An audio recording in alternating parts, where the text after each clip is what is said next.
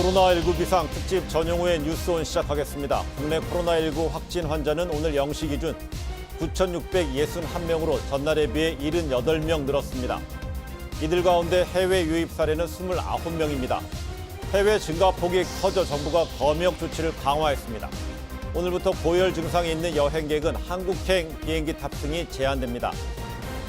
문재인 대통령이 긴급재난지원금 도입 방안을 확정했습니다. 정부는 소득 하위 70% 가구의 4인 가구 기준으로 100만 원을 재난지원금으로 지급합니다. 국민 약 3,600만 명이 대상입니다.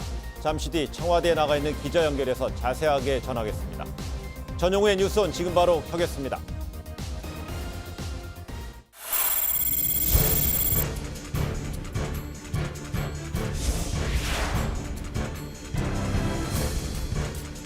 정부는 중산층을 포함한 소득 하위 70% 가구에 대해 4인 가구를 기준으로 가구당 100만 원의 긴급 재난지원금을 지급하기로 결정했습니다.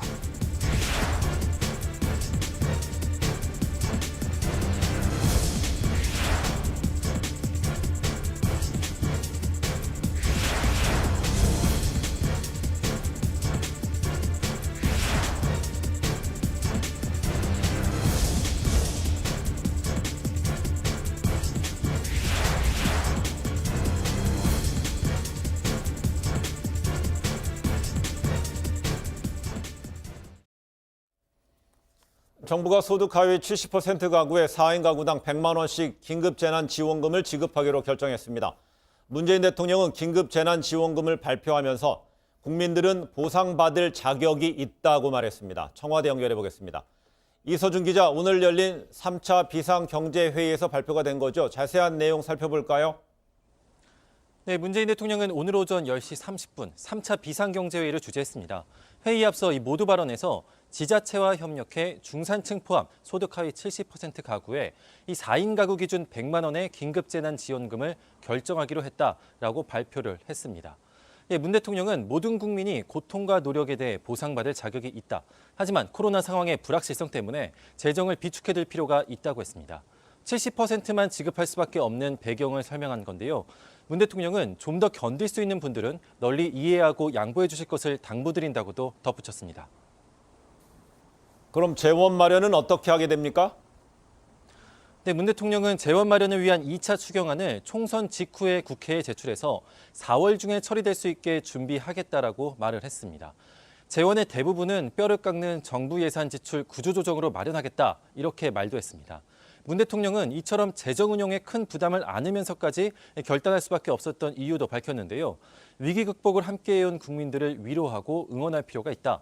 코로나 진정 시기에 소비를 진작해서 경제 회복에 도움이 될 수 있을 것이다 라고 설명도 했습니다. 오늘 회의에서는 다른 지원책들도 발표가 된 겁니까? 네, 저소득층, 중소기업, 소상공인, 자영업자 등을 대상으로 4대 보험료와 전기요금의 납부를 유예 또는 감면해 주기로 결정했습니다. 당장 3월분부터 적용이 됩니다. 고용유지 지원금을 대폭 확대하고 무급휴직자, 특수고용직, 프리랜서, 일용직 등 취약계층을 위한 생계지원 대책들도 고용노동부를 통해 발표합니다. 지금까지 청와대에서 JTBC 이서준입니다. 코로나19 비상 특집 이슈 온 이어가겠습니다. 김윤 서울대 의료관리학 교실 교수, 최진봉 성공회대 교수, 전지현 변호사 스튜디오에 나와 있습니다. 세 분 어서 오십시오. 안녕하세요. 네, 문 대통령이 오늘 코로나19 관련해서 이제 가계 피해 보전을 위한 긴급 재난지원금 지급 계획을 발표했죠. 그렇습니다. 주요 내용이 어떻게 돼 있죠? 주요 내용은 이렇습니다. 예. 4인 가구 기준으로 713만 원 정도가 아마 중위 70% 정도 이 정도 되는 것으로 알려지고 있는데 이건 네. 물론 제가 말씀드린 것은 그냥 평균으로 말씀드린 겁니다. 이거는 약간의 차이가 있을 수 있다는 네. 걸 꼭 시청자 여러분 기억하시길 바라겠고요.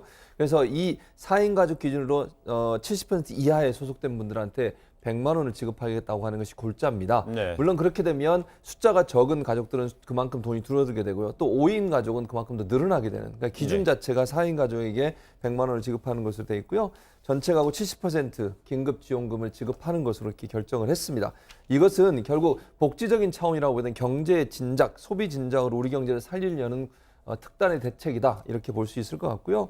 또 하나 이제 말씀드리고 싶은 것은 이번에 이 100만 원 지원뿐만 아니라 네. 그 4대 보험료하고 정기요금 납부를 유예하는 그런 정책도 함께 결정을 했습니다. 저소득층하고 일정 규모 이하의 중소기업, 소상공인, 자영업자들에게 4대 보험료, 그러니까 건강보험, 국민연금, 산재보험, 고용보험 이 네 가지 보험을 감면해 주는 겁니다. 약 50% 정도 감면해 주는 것을 알려주고 네. 있고요. 정기요금도 납부를 유예하는 그런 정책을 쓰기로 했고 아마도 이번 3월분부터 적용이 될 가능성이 높고요. 한 3개월 정도 유지될 가능성이 있다라고 지금 전망이 나오고 있습니다.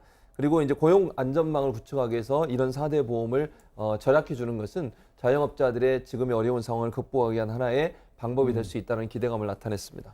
예. 정부의 긴급 재난 지원금과 일부 광역자치단체와 기초자치단체가 밝힌 지원금과의 중복 수령이 가능한지 좀 궁금해하는 분들 많을 것 같습니다. 전주현 변호사, 가령 대한민국 경기도 화성시에 사는 홍길동이라는 분은요. 얼마 전에 화성시에서 소상공인을 대상으로 해서 긴급 생계수단 지급을 받지 않았습니까? 네. 그렇게 되면 어떻게 중복 수령이 어떻게 되는 걸까요? 아직까지 중복 수령에 대한 뭐 이렇게 지침은 네. 정확하게 전국적으로 정부에서 내놓지는 않고 있는 상황이에요. 그래서 예를 들어서 포천시에 사는 A 씨다 그러면은 40만 원 지급을 받을 수 있고 네. 기초자치단체, 광역단체에서 주는 10만 원 받을 수 있고 네. 4인 가구 기준 100만 원에서 지금 정부가 지원한다고 하니까는 1인당 최대 75만 원까지 받을 수 있는 반면에 네. 같은 기준의 다른 누군가는 다른 지자체에 살고 있는 사람은 정부에서 주는 25만 원밖에 못 받는 상황이 발생할 수가 네. 있거든요. 여기서 또 형평의 문제가 발생할 수 있는데 또 문제는 뭐냐면은 지난 추경에서 정부가 아동 양육 가구에 최대 140만 원 소비 쿠폰을 또 제공키로 했단 말이에요. 그래서 중복 지급을 인정하지 않으면 차상위층과 중산층이 비슷한 수준으로 지원금을 받는 문제가 또 발생할 네. 수 있어가지고는 이게 처음부터 어떤 기준을 가지고 얘기를 한 게 아니라 추경 가지고 얼마 준다 그랬다가 지금 재난지원금 가지고 각 지자치단체에서 경쟁하듯이 어떤 공약을 쏟아내고 네. 정부에서 또 이렇게 지급하기로 하면서 문제가 생겼는데 이 코로나 위기는 전국적으로 지금 모두가 겪고 있는 문제이기 때문에 적어도 동일한 상황에 처해진 사람들은 또 같은 수준의 혜택을 받을 필요가 있다고 보거든요. 그래서 네. 이 문제는 좀 전체적으로 통일적인 어떤 기준을 마련할 필요가 있다. 그냥 계속 이런 식으로 갈 수는 없다고 봅니다. 예.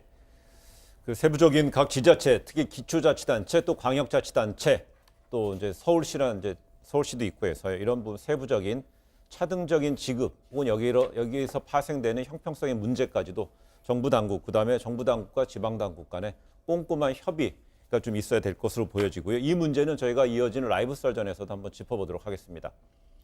코로나19로 연기된 4월 6일 개학 여부도 이르면 오늘 중 발표될 것이라 예상됐는데 내일로 미뤄졌습니다. 그러면서 온라인 개학이 좀 유력하게 검토 중이라고 그러죠? 예, 그렇습니다. 예. 온라인 개학이 유력하게 검토 중인데요. 네. 오늘이나 내일 사이에 발표를 하기로 했는데 오늘 발표를 안 하겠다고 교육부에서 밝힌 예. 걸 보면 아마 내일쯤 발표가 이루어질 걸로 보여집니다. 지금 현재 4월 6일 날 개학을 하지 않는다면요. 수업 일수를 맞추기 위해서는 최대 4월 17일까지는 연기가 가능합니다. 그러면 이제 방학을 줄여서 그때까지는 수업 일수를 마칠 수 있어요. 다만 그럼에도 불구하고 수업 일수가 감축되기 때문에 전체적으로 교육 과정을 온전히 진행하기는 어려운 상황이 될 수 있다는 점은 고려의 대상이라고 볼 수 있을 것 같습니다. 그러나 문제는 뭐냐면 이 4월 17일 전에 그러면 코로나19 확산세가 완전히 잦아든다는 보장도 없는 상태 아니겠습니까? 네. 이런 상태에서 그럼 17일로 한 주나 2주만 연기한다고 해서 문제가 해결될 수 있을 것이냐 하는 부분에 대한 고민이 있는 것이고요. 그래서 이 부분도 더 고민을 할 것으로 보여지고 그러면 이제 다음 차선책으로 선택될 수 있는 온라인 개학인데 온라인 개학 같은 경우에는 과연 그러면 이걸 원격 수업을 운영할 수 있도록 모든 장치나 아니면 학생들이 준비가 돼 있느냐 하는 부분이 더 검토 대상이 될 걸로 보여집니다. 네. 그래서 지금 당장은 이걸 계속 미룰 수는 없는 상황이고 또 이 수업 일수라든지 아니면 수능과 연계되어 있는 여러 가지 교육 일정을 고려한다고 하면 어느 정도 개학은 필요한데 그 개학이 대면 수업이 아니라 다른 형태의 수업으로 진행되는 쪽으로 가닥이 잡히지 않을까 그렇게 전망이 되어지고 있습니다. 예, 알겠습니다. 각 대학별로 온라인 개학을 위한 인프라, 그 정보통신 인프라 부분도 차이가 있기 때문에 그 부분에 대해서도 교육당국에서는요. 어느 하나의 그 희생, 그다음에 그 권리가 침해되지 않는 교육권의 침해가 되지 않는 선에서 좀 세심한 관리 감독이 필요할 것 같습니다. 네, 최근 전 세계적으로 코로나 환자들이 퇴원한 뒤에 재확진을 받는 사례가 늘고 있습니다. 국내에서는 현재까지 10건이 넘게 보고가 됐는데 아직 정확한 원인은 밝혀지지 않은 상황이라고 합니다. 김인 교수님, 그럼 이렇게 되면 퇴원 지침을 좀 바꿔야 되는 건가요? 예외적인 사례가 발생해서 이제 네. 그 방역 당국이 고심을 하고 있는 것 같습니다. 네. 그런데 이제 우리나라에서 한 10곳쯤 생겼다고 하는 거는 우리나라 전체 환자 수가 뭐 거의 한 10,000명 가까이 되니까 그 1000분의 1쯤 되는 대단히 예외적인 네. 사건이다라는 점을 먼저 강조드리고 싶고요. 예. 이게 원인이 재발인지 아니면 재감염인지 네. 또는 이제 그 PCR 검사라고 하는 게 그 경우에 따라서 약간의 오차율을 갖고 있기 때문에 네. 검사 결과가 그 약한 양성과 강한 음성 사이를 왔다 갔다 할 수도 있습니다. 그래서 네. 어떤 원인인지를 좀 정확하게 밝힐 필요가 있고요. 만약에 정부가 지침을 고친다고 하더라도 그 음성으로 판정된 후에 퇴원한 환자에 대해서도 한 3주간, 발병일로부터 3주간 자가격리를 하는 것을 권고하는 것으로 아마 지침이 개정될 가능성이 높아서 네. 이것 때문에 어떤 큰 문제가 발생할 가능성은 높지 않다고 생각합니다. 알겠습니다. 백신이 없는 코로나19 치료제 개발에 전 세계가 뛰어들고 있죠. 벌써 몇몇 치료제들의 효과성도 거론되고 있는데 현재 상황에서 코로나19의 치료제 개발이 어떤 방향으로 진행돼야 될지가 참 궁금한데요. 일례로 보면 고려대 구로병원에서는요, 경증 환자 한 140여 명에 천식 치료제를 투여했다 네. 이런 얘기도 나오고 있고요. 네. 어떻게 봐야 될까요? 이제 코로나19가 새로 나온 바이러스라 이 바이러스의 치료제를 신약으로 개발하기에는 굉장히 많은 시간과 노력이 들어갑니다. 네. 그렇기 때문에 이미 이제 나와 있는 다른 약이 코로나19 바이러스의 효과가 있는지를 검증하는 게 현재 이루어지고 있는 시험의 대상의 네. 내용이 되겠습니다. 네. 그래서 많이 그 언급되는 거는 에볼라 치료제로 논의되고 있는 람데시비르, 네. 그다음에 에이즈 치료제인 칼레트라, 예. 그다음에 말라리아 치료제인 클로로킨 등이 이제 대상 약물이고 예. 방금 말씀하신 그 천식 치료제로 기존에 쓰이고 있던 약물이 새로 아마 임상 시험의 대상으로 거론이 되고 있는 것 같습니다. 네. 근데 국민들께서 한 가지 좀 이해하셔야 될 부분은 이게 실험실 수준에서 또는 일부 환자에서 쓰여서 효과가 있었다고 해도 예. 이게 임상 시험을 통해서 객관적으로 안전성과 효과가 검증되기까지는 예. 상당한 기간이 걸리고 네. 그 과정을 통해서 객관적이고 과학적으로 검증이 돼야 이게 치료제로 인정받을 수 있다는 것입니다. 그러니까 그럼 예를 들어서요. 이 고려대 구로병원에서 경증 환자 141명의 네. 천식 치료제 알베스코를 투여했다 그러면요. 이거는 네. 실험실 수준을 벗어났고요. 네. 임상 실험 단계 이미 본격화된 거로 해석하면 됩니까? 네, 임상 시험에 들어간 것으로 이제 이해를 하고 있습니다. 그렇게 되면 만약에 이렇게 네. 투여를 했다면 임상 시험에 들어갔다 그러면요. 네. 이게 만약 효과가 탁월하다 싶으면 네. 일반적인 코로나19 환자들한테 투약하는 데까지 시간이 오래 걸리지 않. 네, 그러니까 지요? 빨리 진행이 되면 아마 뭐 3, 4개월 사이에도 임상 시험의 결과가 나올 수는 있는데 네. 예, 그 3, 4개월 동안의 검증 과정을 거쳐서 최종적인 결론이 나와야 이게 정말로 효과가 있는 건지 아니면 그냥 단순히 몇 명의 환자 있을 때 효과가 있었지만 그게 질병의 경과가 좋았던 것과 네. 약을 썼던 효과가 구별이 안 돼서 그런 것인지를 판단할 수 있을 것 같습니다. 알겠습니다. 예. 중앙방역대책본부로 화면 넘어가겠습니다. 코로나 바이러스 감염증 19 국내 발생 현황을 말씀드리겠습니다. 3월 30일 현재 총 누적 확진 환자 수는 9,661명이며 해외에서 유입된 사례는 총 476명이고 이 중에 외국인은 40명이었습니다.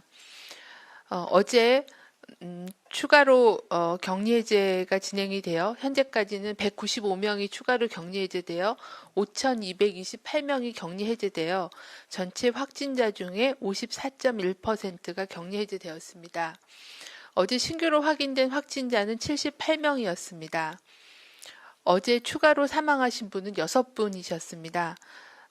사망자들의 고인의 명복을 빌고 유족들에게 심심한 위로의 말씀을 드립니다.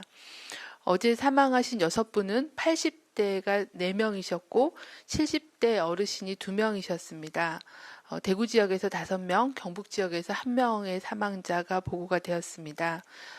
현재 그 치명률은 1.64%로 약간 증가한 상황입니다. 현재 전국적으로 약 84.1%가 집단 발생과 연관성이 확인되었습니다. 11% 정도는 조사와 분류가 진행 중에 있습니다. 어제 신규로 확진 환자가 발생한 시도별 현황을 말씀을 드리면 서울시가 16명 신규 확진이 보고가 되었습니다. 대부분 해외 유입 사례가 많고 만민중앙성결교회와 관련된 집단 발병의 추가 환자 보고가 있었습니다. 대구 지역이 14명으로 보고가 많이 되었습니다. 현재 그 제2미주병원에서의 추가 발생과 여러 요양병원에서의 추가 환자 보고가 계속 진행되고 있습니다. 경기도는 15명이 추가로 신규가 보고되었고 대부분 해외 유입 환자와 기존 확진자의 접촉자에서의 발생이 대부분 보고되고 있습니다. 경북 지역은 11명 보고가 되었고 서요양병원 등 요양병원 관련된 사례와 일부 해외 유입 사례가 보고되었습니다. 어제는 검역 단계에서 확인된 그 확진자는 13명이었습니다. 서울에서는 구로구 소재 만민중앙성결교회 관련해서 전일 대비하여 10명이 추가로 확진되었습니다. 3월 25일부터 현재까지 총 23명의 확진자가 확인되었습니다. 교회 관계자가 19명, 가족 등 접촉자가 4명으로 분류가 되어 있습니다. 전일 확인된 확진자 중 2명이 금천구 소재 콜센터에서 근무하는 것으로 확인되어 해당 콜센터 전 직원 78명에 대해서는 자가격리 조치를 하고 검사가 진행 중에 있습니다. 대구에서는 달성군 소재의 의료기관인 제2미주병원에서 전일 대비 격리 중이던 58명이 추가로 확진되어 현재까지 133명의 확진자가 확인되었습니다. 133명의 확진자는 입원 환자가 127명, 종사자가 6명입니다. 확진자는 현재 타 병원으로 전원 조치 중이며 입원 환자 병실 재배치 등 추가 감염 차단을 위한 조치가 진행 중에 있습니다.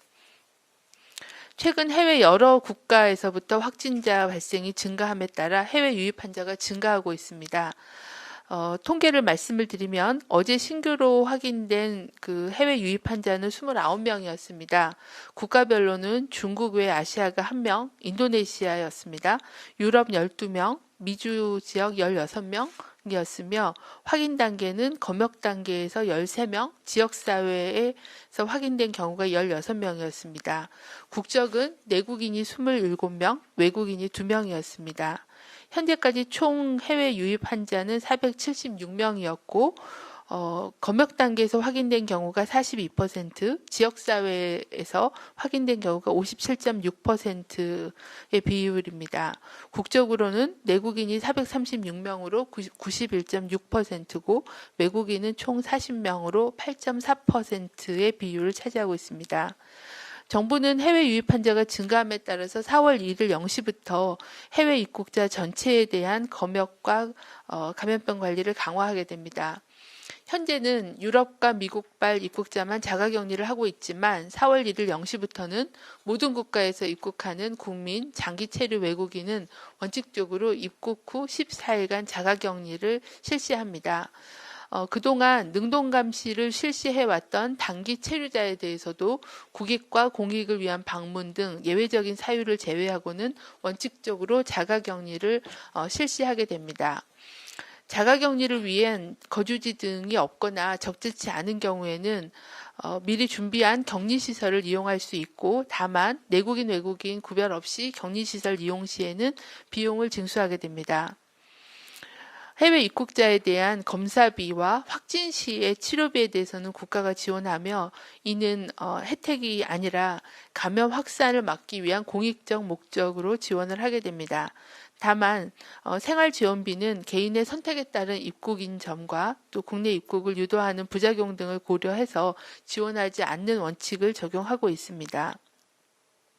해외 입국자가 자가격리 규정을 지키지 않은 경우에는 감염병 예방법 위반으로 1년 이하의 징역 또는 1,000만 원 이하의 벌금이 부과될 수 있으며 외국인은 출입국 관리법에 따라 강제 추방, 입국 금지 등의 대상이 될 수 있으므로 자가격리의 수칙을 철저히 준수하는 게 필요합니다.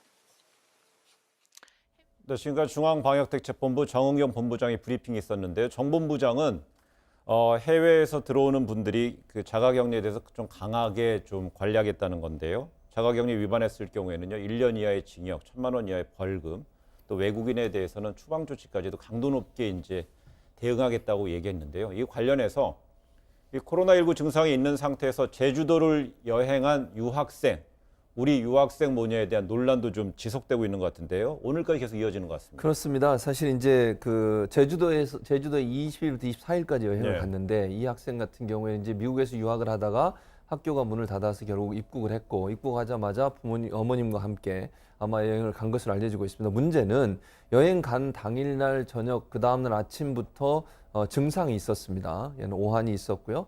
그다음에 여러 증상이 있어서 병원을 방문한 것으로 지금 나와 있습니다. 물론 여기에는 강남구에서 얘기하는 내용하고 제주도에서 얘기하는 약간 차이가 있긴 합니다만 네. 전체적으로 보면 이제 그런 증상이 있었고요. 그런데도 불구하고 20여 곳, 그러니까 제주의 20여 곳 주요 곳들을 다 방문을 해서 논란이 되고 그러다 보니까 제주도 입장에서는 지금 저 방문한 모든 곳이 다 폐쇄를 하고 방역 조치를 했고요. 접촉한 사람도 여러 명 있는 것으로 알려지고 있습니다. 그래서 제주도에서 피해 보상을 요구하겠다. 그래서 민사소송을 제기하기로 했고요. 1억 원 상당의. 그러자 정순균 강남구청장이 선의의 피해자다 이렇게 얘기했습니다. 저기 보시면 제주도의 고충, 제주도민께 입은 피해는 다 이해하지만 그분들도 선의의 피해자다. 이 말이 논란이 돼서 결국은 어제 또 사과를 했습니다. 본인의 발언의 진위와 전혀 다르게 논란이 되고 있는 이번 사태에 대해서 네. 미안하면 심려를 끼쳐 미안하다 이런 사과를 했는데 저는 기본적으로 선의의 피해자라는 표현을 쓴 것은 부적절하다는 생각이 듭니다. 이분들이 지금 이분들 말고도 많은 사람들이 여행 가고 싶은 것도 다 자제하고 네. 또 자가격리 수준의 사회적 거리두기도 하고 있는 상황이고 답답하더라도 벚꽃 구경도 안 나가고 다 집에서 지금 집에 지내고 있는 상황 아니겠습니까? 네. 그런데 그분들이 여행 간 게 선의의 일로 보여지고 그렇게 봤고 그 피해자라고 얘기하는 것 자체는 국민적 정서에 네. 전혀 맞지 않고 그러다 보니까 제주도민도 화가 났을 뿐만 강남 구민들도 이분에 대해서 자리에서 내려오게 해달라 이런 청원까지 올라왔었어요. 네. 물론 이제 그게 실행된 건 아닙니다만 그래서 이런 논란이 벌어지자 결국 구청장이 사과하는 일까지 있었습니다. 네, 말씀하신 것 중에 이제 원희룡 지사가 1억 원 상당의 손해배상을 청구하겠다 한 내용이 나왔는데요. 이제 손해배상을 청구하기 위해서는 청구를 하는 사람 원고가 확정이 돼야 되는 거잖아요. 여기서 이제 원고는 제주도 방역 비용을 부담한 제주도가 될 수 있고 또 이 모녀가 다녀감으로 인해서 영업을 폐쇄한 영업소, 그다음에 자가 격리됨으로 인해서 생업을 포기해야 돼서 손해를 본 이제 제주도민들이 해당이 될 수가 있는데 네. 지금 계속 이렇게 참여를 하고 있는 상태라고 하고 네. 아마 나중에 소장이 접수되면은 여기에서의 이제 그 핵심 쟁점은 모녀가 일단 미국에서 돌아온 지 그 딸이 미국에서 돌아온 지 14일 지나지 않아서 제주도 여행을 갔고 거기서 뭐 인후통이라든지 발열 증세가 나타났다고 하니까 일부 귀책은 인정될 수 있을 것 같은데 네. 과연 모녀가 책임져야 할 그 귀책의 범위를 어디까지로 보는 게 타당한 것인가 이 부분이 될 것으로 보입니다. 그렇게 되면은요 만약에 원고가 제주도가 될 수도 있고요, 그 폐쇄된 사업장이 될 수도 있고 다수가 될 수 있는 거잖아요. 네네. 그럼 원고가 많으면 많을수록 그럼 모녀 청구해야 될 금액은 더 늘어나게 되는 속가는. 그럼 정순균 그 강남구청장은 나서 직접 기자회견 했다면 강남구에서 뭘 해줄 수 있는 건 있습니까? 아니 강남구에서 해줄 수 있는 건 없죠. 그냥 저 두 모녀가 강남 구민이라는 거 외에는 강남구가 이 손해배상 청구 사건에 있어서 직접적으로 연관돼 있는 거는 없는 것으로 보이거든요. 네. 그럼에도 불구하고 강남구청장이 저렇게 나와서 선의의 피해자 발언을 한 것은 사실 좀 이해가 안 됩니다. 제가 이제 질문했던 거는 그럼 손해배상 가액이 상당히 커질 수도 있다라는 거죠? 네네. 알겠습니다. 네, 반면에 유럽에서 입국해 확진 판정을 받은 한 발레 학원 강사는 첩보 작전을 방불케 하는 자가 방역 지침을 지켜서 또 모범 사례, 이 모범 사례라는 표현이 적합합니다. 아, 예, 예. 아주 어땠습니까? 적합한. 제가 볼 때도 이 정도까지 할 수 있다는 건 참 모든 분들이 관련된 모든 분들이 대단하다는 생각이 듭니다. 네. 지난 4일 날 제자들을 이끌고 지금 말씀하신 발레 학원 강사가 유럽 여행을 갑니다. 왜냐하면 여행이라기보다 시험을 보러 간 거예요. 사실은 아이들이 네. 이제 입시를 준비하기 위해서 외국에서 벌어지는 여러 가지 시험에 참여하기 위해서 갔는데 잘 아시는 것처럼 유럽이라고 하는 지역이 지금 엄청나게 확산이 되면서 모든 시험이 다 취소가 됩니다. 그래서 갑자기 취소가 돼서 3명의 여고생들과 함께 이 선생님이 같이 인솔해서 갔는데 그 취소가 되자마자 호텔에서 밖에 나가지 않고 모두 다 대기를 하면서 비행기표를 알아보기 시작합니다. 한국으로 돌아와야 되니까요. 그래서 밖에 나가지도 않을 뿐만 아니라 정말 필요해서 밖에 나갈 때 모두 다 마스크를 씁니다. 대체적으로 잘 아시는 건 유럽에서는 마스크 쓰는 거 안 쓰잖아요, 잘. 근데 이 학생들과 이 선생님 마스크 쓰고 밖에 나가서 정말 필요한 물품만 사고 아니면 네. 호텔에 계속 머물러 있다가 어렵게 비행기표 구해서 들어왔는데 들어오면서부터도 우리가 생각하는 것보다 훨씬 더 잘 그 자가 격리를 하고 있어요. 무슨 말이냐면 첫째, 이 발레 선생님의 아버지 되시는 분이 차를 미리 주차장에 갖다 놓습니다. 네. 그리고 이 발레 선생님이 그 차를 직접 만나서 인수받은 게 아니고요. 그 차 갖다 놓은 데 가서 아이들과 함께 차를 탑니다. 그러면 아무도 접촉을 안 했죠. 네. 그 다음에 중요한 건 이제 자가격리를 해야 되는데 이 학생들이 각각 사는 지역이 달라요. 그러다 보니까 이 학생들이 만약 다른 지역으로 가거나 자기 집으로 돌아갔을 때 다른 사람과 접촉할 수 있는 위험이 있고 부모님들과 접촉할 수 있는 위험도 있지 않겠습니까? 네. 그래서 이 학생 중에 한 학생의 그 인척 되시는 분, 친척 되시는 분이 김포 지역에 네. 전원주택을 하나 갖고 계셨나 봐요. 예. 그 집을 다 비워놓고 이 학생과 선생님이 집에 돌아가지 않고 그 전원주택으로 갑니다. 네. 물론 그 학생과 선생님이 오기 전에 그 가족들이 이미 생필품을 다 거기다 가져놨어요. 네. 그리고 그 안에서 자가 격리를 시작을 합니다. 그리고 밥도 직접 만나지 않고 집 문 앞에 밥을 갖다 놓으면 이 학생과 선생님이 먹고 다시 네. 그릇 내놓고 이렇게 해서 결국 자가 격리를 완벽하게 했고요. 그래서 접촉자가 한 명도 없었어요. 이 5-4명이. 예, 그래서 알겠습니다. 결국은 잘 격리를 했다라는 모범 사례가 되고 있습니다. 모범 사례라고 말하는 게 부족하지 않다는 거군요. 그럼요. 예. 맞습니다. 네, 내일 자정부터입니다. 그러니까 다음 달 1일부터는 모든 해외발 입국자에 대해서 2주간의 자가 격리가 의무화됩니다. 사실상 그 외교라든지 국제 학술 대회 등 아주 제한된 범위를 제외하고서는요, 외국인 입국 금지 수준에 준하는 조치입니다. 김인 교수님, 네. 최근에 해외 유입 관련되는 확진자가 증가하는 추세에서 예. 불가피한 조치일 수도 있는데 네, 네. 중요한 건 효과지요? 네, 그렇습니다. 기존에는 이제 관광객인 경우에는 증상이 없으면 그 능동 감시 대상자로만 돼서 뭐 신고만 하도록 했고 자가격리를 의무하지 않았는데 네. 이제는 이제 모든 입국자들을 대상으로 해서 네. 14일간의 자가격리를 의무화했기 때문에 네. 사실상 관광이나 개인적인 목적으로 입국하는 외국인은 굉장히 드물 것으로 예. 예상이 돼서 사실상의 입국 제한 조치로서의 효과가 있을 것 같습니다. 근데 문제는 그 자가격리 대상자들이 실제로 자가격리 수칙을 잘 지켜서 이행하느냐가 핵심적인 요인일 거고요. 네. 그 자가격리를 잘 지키는지를 정부가 잘 모니터링할 수 있는 시스템, 예를 들면 뭐 위치 추적이나 또는 수시로 전화를 해서 위치와 상태를 점검하는 등의 관리를 잘하는 게 중요할 것이라고 생각합니다. 네, 맞습니다. 그게 결국 의료 방역 관리겠죠? 네, 네. 맞습니다. 근데 전 세계 확진자 수가 불과 이틀 만에 10만 명이 늘어나서 70만 명을 넘어섰습니다. 이런 가운데 또 미국에서는요, 이 수백만 명의 감염자, 또 10만 명이 넘는 감염자가 사망자가 나올 것이라는 보건당국의 경고도 나왔습니다. 네. 이게 어떤 배경에서 이렇게 될 건가요? 아마도 그 트럼프 대통령이 예.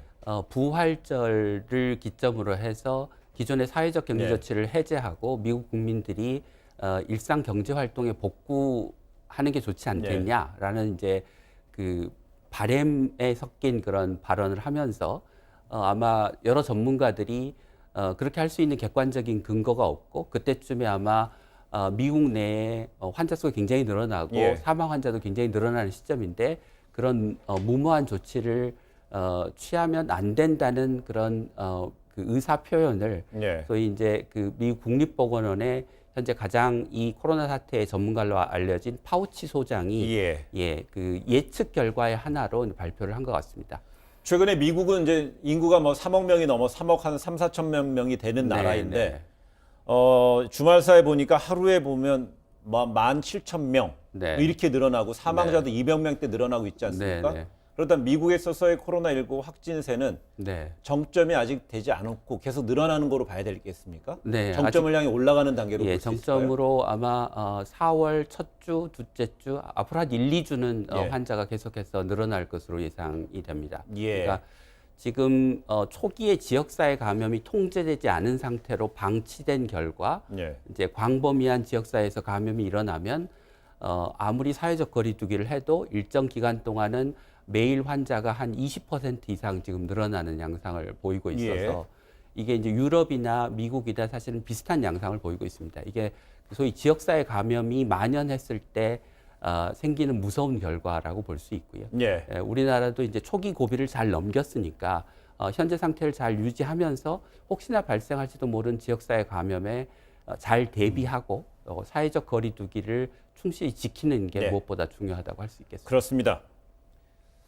네, 4월 12일, 그러니까 다음 달 12일 부활절까지 경제 활동을 정상화하겠다는 의지를 꾸준히 밝혔던 트럼프 대통령이 결국 보건 전문가들의 이 압박, 조언 이렇게 좀 여기에 좀 굽힌 걸까요? 4월 말까지 이 가이드라인을 연장했어요. 예, 방금 전에 교수님께서도 그러시지 않으셨습니까? 미국 사회 같은 경우에는 초기에 어떤 지역 사회 뭐 격리 조치를 제대로 취하지 않았기 때문에 네. 1, 2주 계속 확진자가 증가할 거라고 미국 방역 당국에서도 교수님의 어떤 조언을 들었는지는 모르겠지만 같은 얘기를 했습니다. 원래 트럼프 대통령 같은 경우에는 3월 말까지 사회적 거리두기 지침 시한을 정했었는데 부활절까지는 내수 경기가 너무 이제 침착되니까 그때까지는 이제 경제를 제대로 살리겠다 했었는데 네. 부활절이면 4월 12일이잖아요. 전문가들이 충고를 했던 거죠. 앞으로 그 1, 2주 위험하다 그렇게 경고를 하니까는 트럼프 대통령도 이거를 받아들여 가지고는 사회적 거리두기 지침 시한을 한 달 더 연장하겠다 그렇게 밝힌 겁니다. 그렇습니다. 이런가 하면은요, 이런 어떤 조치를 내놓는 어떤 그 전후 상황에서 트럼프 대통령은 코로나19가 심각한 뉴욕주 등 이 세 개 주에 대해서 이 강제적으로 격리 조치 명령을 검토한다고 밝혔다가 하루 수시간 만에 또 철회했습니다. 그렇습니다. 이게 사실은 그 뉴욕주하고 뉴저지, 코네티켓 예. 이 세 개 주인데 이 세 개 주가 사실 붙어 있거든요. 그러다 보니까 뉴욕시가 가장 많은 지금 감염자가 나온 상태에서 이 세 개 주를 아예 봉쇄하는 그런 얘기를 꺼냈다가 이 주의 주지사들로부터 엄청난 반발을 받게 됩니다. 그래서 네. 결국 헌법상 자유를 침해하는 거 아니냐 이런 얘기가 나오게 되고 비판이 강해지다 보니까 반나절 만에 입장을 바꿨는데 기본적으로 현재 다른 주에서도 이미 뉴욕시에서 오시는 분들은 14일 동안 격리를 시키고 있는 상황입니다. 텍사스나 플로리다 이런 데 같은 경우 이미 그렇게 조치를 취하고 있는데 아예 지역 자체를 봉쇄하는 것은 민주주의의 자유, 이동의 자유 원칙을 침해하는 것이다. 이런 네. 비판이 커지면서 결국은 포기하고 말았습니다. 예, 우리나라는 다음 달 15일에 이제 국회의원 선거가 있고요. 또 미국은 11월 3일에 대통령 선거가 있습니다.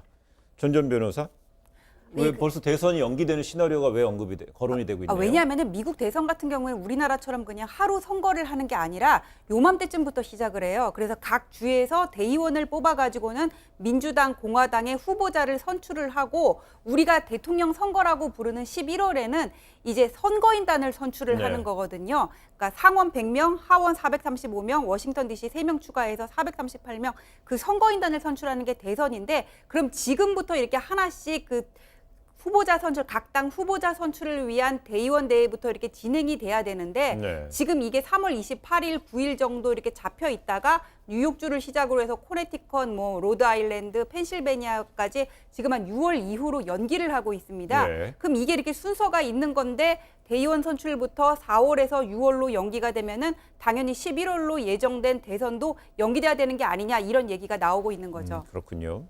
이미 뭐 1월부터 아이오와부터 시작해서 이제 시작을 하고 있으니까는요. 그러다 이제 반의 반도 안 된 상태에서 지금 이제 대부분 다 일정이 늦춰진 상태이기 때문에 대선 연기 시나리오가 이어지고 있다는 뭐 진단이었고요. 일본도 올림픽 연기 발표 이후로 확진자가 연일 최고치를 깨고 있습니다. 이 경신하고 있다고 그러죠. 예. 이 아베 총리는 앞으로 2주 동안에 감염자가 30배, 30배 이상 늘 수 있다고 하는 반응도 소개가 됐습니다. 예, 그렇습니다. 뭐 전날 대비해서 예. 기준으로 보면 확진자가 169명 늘어났고 사망자 1명 늘었는데 이 속도가 엄청나게 빨라질 수 있다고 네. 하는 것이 아베 총리의 지금 경고입니다. 그래서 제어할 수 없는 감염이 연쇄로 이어지면 폭발적인 확산 발생으로 향후 2주간 30배 이상 늘어날 수 있다는 얘기를 하고 있는데 일본 같은 경우에는 진단 키트가 많지 않고요. 적극적으로 진단을 안 해서 올림픽 연기되기 전까지만 해도 사실은 잘 통제되고 있다고 아베가 얘기했었어요. 네. 그런 아베 총리의 말이 이렇게 바뀌었다고 하는 것은 이제는 인정하기 시작했다 이렇게 볼 수 있을 것 같고요. 지금 현재 계속 긴급 경제 대책도 630조 정도의 긴급 대책도 마련하겠다고 하는 걸 보면 일본이 그동안 숨겨왔던 어떤 확진자의 증가 추세를 적극적으로 얘기하고 있는 게 아닌가 하는 그런 판단이 든다고 볼 수 있을 것 같고요. 또 하나 눈에 띄는 것은 일본 언론들이 어제발로 무슨 보도를 했냐면 한국과 미국, 중국 전역에서 온 사람들을 입국 거부할 가능성이 있다라는 발표까지 했습니다. 예. 그만큼 일본의 상태가 상당히 어렵고 확산세가 증가되고 있는 상태다 이렇게 볼 수 있을 것 같습니다. 네, 지금 스튜디오에는 김윤 서울대 의료관리학 교실 교수 나와 있는데 김 교수님, 네. 지금 현재 일본발로 전해지는 소식 한 3, 4일, 4일 동안에 특히 도쿄 같은 경우는 서울보다 네. 확진자 수가 이제 더 늘어났고요. 예. 지금 이런 추세라면 또 아베 총리가 직접 이런 식으로 수준의 30배 급증 얘기까지 할 정도라면 우리 의료관리학계에서는 어떻게 좀 이 상황을 이해하고 있습니까? 예, 그러니까 코로나19 감염이 이제 무증상기나 가벼운 증상기의 전염력이 대단히 높은 바이러스이기 때문에 네. 지금 일본처럼 적극적으로 진단 검사를 하지 않으면 이미 지역 사회에 상당수의 감염자가 널리 퍼져 있을 가능성이 높습니다. 네. 그러다가 그 감염자들이 다른 사람들을 감염시키고 그게 연쇄 반응이 일어나면 어느 시기에 가면 아마 폭발적으로 환자가 늘어날 개연성이 상당히 높다고 생각합니다. 그렇습니다. 예. 근데 또 일본발 소식에서는 아베 총리의 부인이 뭐 벚꽃놀이 관련된 소식도 전해졌어요? 네, 일본의 한 주간지가 아베 총리의 부인 아키에 여사가 지인들과 함께 벚꽃을 배경으로 한 사진을 공개를 했는데 그 지인은 무슨 일본의 유명 여성 모델이라든지 인기 남성 아이돌 그룹 뭐 이런 사람들이라고 하는데요.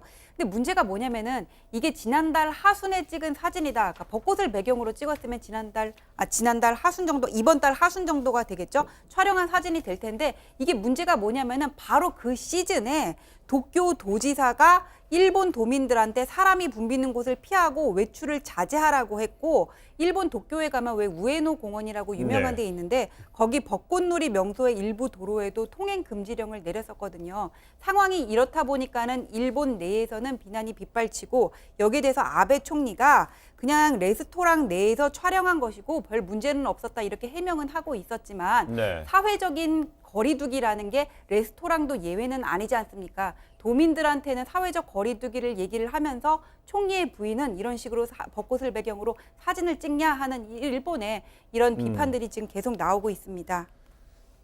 네, 시선을 좀 유럽으로 돌려보겠습니다. 코로나19로 인한 사망자가 10,000명을 넘어선 이탈리아에서는 이제 사망자 증가 속도가 너무 빠르다 보니까 시신이 안치된 관들이 교회 곳곳에 쌓이고 있다 이런 외신이 속속 전하고 있죠. 네, 아름다운 관광지죠. 근데 이탈리아가 지금 슬픔에 쌓였습니다. 지금까지 확진자가 97,000여 명에 달하고 사망한 사람들이 1779명이라고 하는데 네. 이 정도 숫자면은 발병국 중에서 전 세계 사망자의 3분의 1로 발병국 중에 가장 많은 사망자라고 합니다.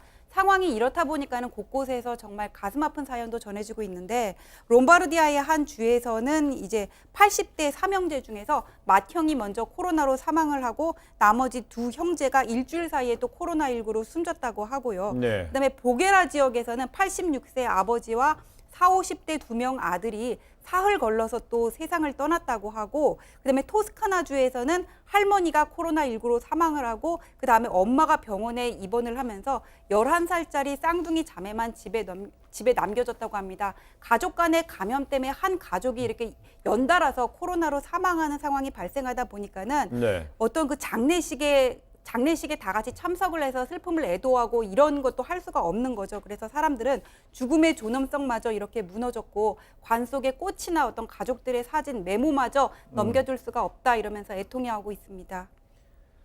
네, 바로 또 이제 그 왼쪽에 있는 나라 스페인 역시 하루 사망자가 최대 증가치를 기록하면서 의료 시스템의 한계 상황에 직면했다는 이야기가 나오는데요. 김 교수님, 네. 현재 그럼 유럽의 주요국들은요. 네. 집중치료 병상 환자가 지금 수용안을 넘어서면서 의료 네네. 시스템이 붕괴됐다고 그러는데요. 그럼 이게 네네. 속수무책으로 당해야 됩니까? 아니면 대안이 있습니까? 준비를 하면 된다고 생각합니다. 예를 들어서 우리나라에 만약에 네. 정말 만약에 이탈리아 수준의 환자가 발생한다고 하면 우리나라에 필요한 아마 중환자실 병상 수가 대략 한 10,000병상쯤 될 걸로 예상이 됩니다. 네. 우리나라 전체가 가지고 있는 쓸만한 중환자실 병상이 한 15,000병상에서 아마 2만 병상 사이쯤 될 테니까 기존에 있는 환자들을 잘 옮기고 네. 병상을 비우고 지역에서 발생하는 환자의 규모에 대비해서 단계적으로 병상을 동원할 수 있는 계획을 세운다면 네. 지금 현재 유럽이 겪고 있는 것과 같은 의료 시스템의 붕괴나 혼란을 우리가 어느 정도는 피할 수 있을 것이라고 생각합니다. 얼마나 네. 잘 준비하느냐가 핵심이라고 생각합니다. 그렇습니다. 네, 지금까지 김윤 서울대 의료관리학 교실 교수와 함께 코로나 관련된 내용도 짚어봤습니다. 우리 교수님 이야기는 여기까지 듣도록 하겠습니다. 감사합니다. 예, 다음 이슈로 바로 넘어가겠습니다.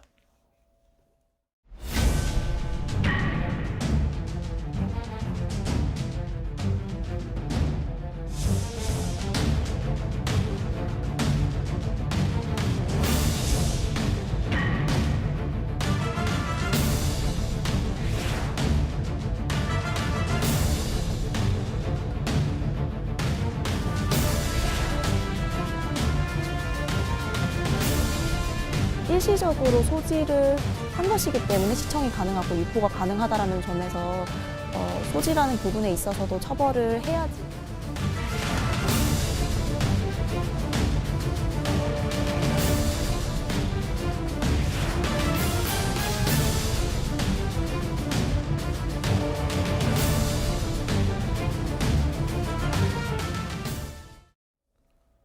이어서 N번방 사건 잠시 짚어보겠습니다. 경찰이 조주빈의 휴대전화를 압수해서 포렌식 작업을 벌이고 있다는 소식이 들어오고 있는데요.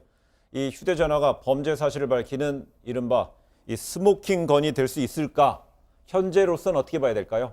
스모킹 건은 될 수가 있죠. 왜냐하면 지금 이 건과 관련해가지고는 그 회원이 누가 있었는지 아직 정확하게 분석은 하고 있지만은 밝히지를 못하고 있는 상황이고, 문제는 조주빈이 회원들로 받은 범죄 수익을 어떻게 지금 이걸 관리를 하고 있느냐가 될 것인데, 만약에 그 조주빈 집에서 압수한 휴대폰에서 뭔가 그 휴대폰이 풀린다면은 이런 내용에 대한 단서들이 나올 수 있을 것으로 보고요. 네. 지난번에 조주빈 자택을 압수했을 때 20여 건 정도 압수물이 확보가 됐다고 하는데 그중에 휴대전화가 9대라 그러거든요.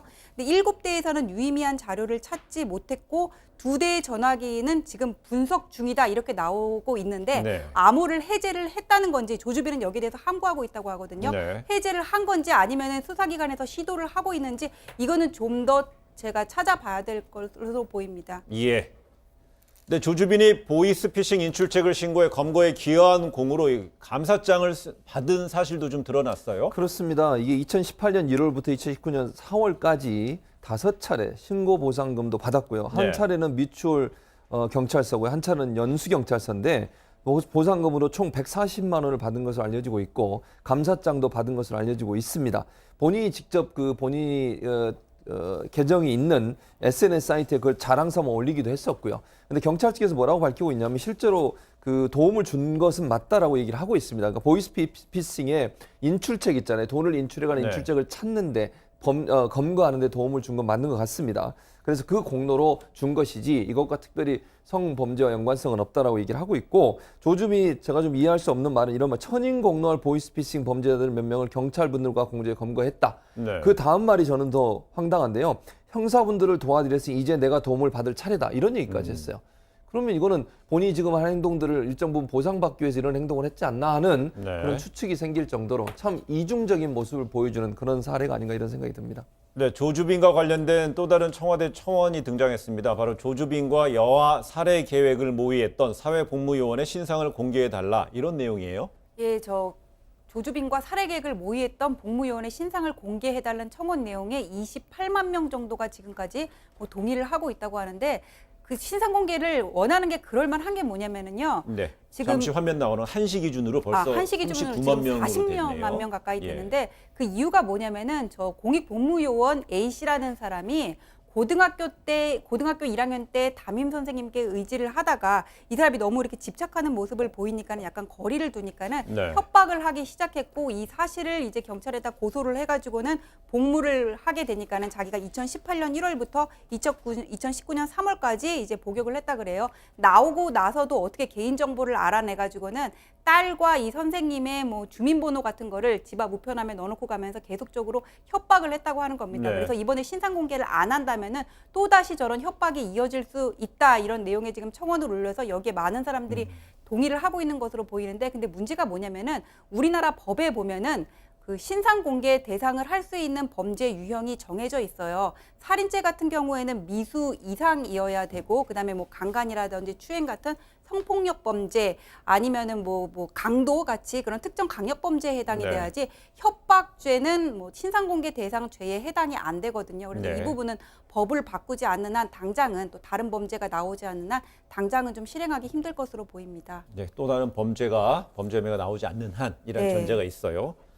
이 N번방 사건과 관련해서 재판을 맡은 한 판사를 이 사건에서 배제해달라는 내용의 청와대 청원도 있고요. 그렇습니다. 거의 40만 명 가깝게 지금 예. 청원한 것으로 알려지고 있는데 누구냐면 오덕식 부장판사입니다. 이 부장판사가 맡고 있는 사건이 뭐냐면 일명 태평양이라는 아이디를 쓰는 태평양 원정대라고 아마 기억하실 텐데 청소년입니다. 16세 청소년이 박사방에 유료원으로 가입해 있다가 본인이 거기서 배운 그런 나쁜 수법을 이용해서 본인이 또 그런 행동을 했던 그래서 예. 재판을 받고 있는데 문제는 이 오덕식 판사, 부장판사가 그 전에 맡았던 재판들을 보면 구하라 씨 있지 않습니까? 구하라 씨 전 남자친구 관련된 재판을 맡았었는데 그 당시에 구하라 씨에 대해서 2차 피해를 가했다고 하는 비판이 여성단체로부터 있었습니다. 네. 그런 비판을 받았었고 너무 가벼운 처벌을 받고 끝났다. 그 전 남자친구가 이런 비판이 있었고요. 또 하나 이 사람이 이 부장판사가 2013년 강원대 법학전문대학원에서 형사재판 관련 실무 과목 강사로 수업을 진행하면서 이런 말을 했다고 합니다.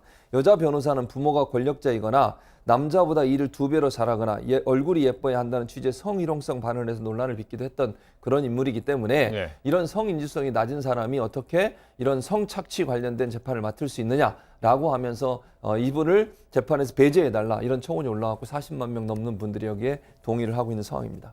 알겠습니다. 판사는 법리와 증거에 의해서 판결을 해야 되죠. 그렇습니다. 맞습니다. 이 박사방의 실체가 드러나게 된 데에는 이 피해자들과 성착취물 제작자 그리고 또 인출책 등의 진술이 결정적 역할을 했다고 그러죠. 이 대화방 회원들을 상대로 자진 신고를 유도하는 방법을 찾고 있다는 보도도 나왔군요. 예, 그 조주빈을 검거하는데도 앞서 네. 구속됐던 이 박사방 운영자들의 그런 진술이 결정적인 역할을 했거든요. 네. 그래서 이 사건과 관련해 가지고는 먼저 회원이 누구였는지 가담한 사람이 누구인지를 특정을 해야 되고요. 네, 운영을 어떻게 하든지 그다음에 범죄 수익을 어떻게 몰수할 것인지 이 세 가지가 문제가 되는데 운영을 어떻게 하는지는 이제 텔레그램 통해서 어느 정도 나온 것 같은데 그다음에 이제 회원을 특정하는 것과 범죄 수익 관리를 어떻게 했는지를 찾아내기 위해서는 여기에 직접 관여를 해 가지고는 모의를 했던 사람들의 그 진술이 지금 절실하게 중요한 상황이거든요. 네. 그래서 지금 또 자진해서 뭔가 이렇게 수사에 협조를 한다거나 하면은 나중에 형량을 또 감경받을 수 있는 길도 있기 때문에 지금 이런 자진 신고를 유도하는 방법을 찾고 있다는 보도가 나오고 있는 겁니다. 그렇습니다. 저희가 이 텔레그램 N번방 사건을 다루면서 상상치 못한, 생각지도 못했던 또 범죄의 어떤 형태가 드러나고 있는데요. 바로 이 불특정 다수의 여성을 대상으로 한 디지털 성착취 사건에는 이 가해자가 친구나 연인 등에 의해서도 이루어지는 것으로 나타나고 있어요. 그렇습니다. 네. 이제 문제는 지인에 의해서 이런 범죄가 이루어지고 있다는 것이에요. 예. 우리가 전혀 상상도 못했던 일 아니겠습니까? 예를 들면 미성년자 A양 같은 경우에 지난해 SNS에 자신의 나체 사진이 공개가 됐어요. 게시된 걸 발견하고 이걸 지워달라고 게재한 사람한테 문자를 보냈더니 삭제해 줄 테니까 또 다른 영상을 보내라고 합니다. 이걸 이용해 가지고 계속 자신의 의지와 관계없이 자신의 어떤 그 나체 사진이나 일부 노출된 사진을 계속 보내게 되고요. 이걸 가지고 이 사람의 SNS에서 돈을 버는 일이 이루어졌는데 알고 봤더니 B양, A양이 그런 피해를 당했는데 B양이 A양의 휴대전화에서 이 사진을 발견하고 자신에게 보냅니다. 그러니까 아마 그 피해자의 휴대전화를 본인이 아마 볼 수 있는 상황이 됐던 것 같고요. 거기서 본 내용을 자신에게 보내서 그걸 가지고서 SNS에 올렸고 그걸 비밀로 해서 더 많은 영상을 받게 만든 것. 즉, 잘 알고 있는 지인이고 친구였는데 결국 이 지인이 본인을 이용해서 즉 미성년자를 이용해서 돈을 버는 돈벌이 수단을 활용했다는 것이고요. 중요한 건 미성년자들이 더욱 취약하다는 겁니다. 이런 일이 발생했을 때 미성년자들은 그냥 법적으로 강하게 대처하기보다는 어떻게 해서든 이 문제를 좀 벗어나기 위해서 계속 그들의 요구와 협박을 들어줄 수밖에 없는 상황이 되다 보니까 이런 일들이 계속 반복적으로 일어나고 있다고 하는 것을 안타깝게 볼 수밖에 없는 상황인 것 같습니다. 네, N번방과 비슷한 사건이 중국에서도 일어났죠. 중국 당국이 수사에 나섰는데 회원 수가 860만 명. 근데 이런 상황에서 보니까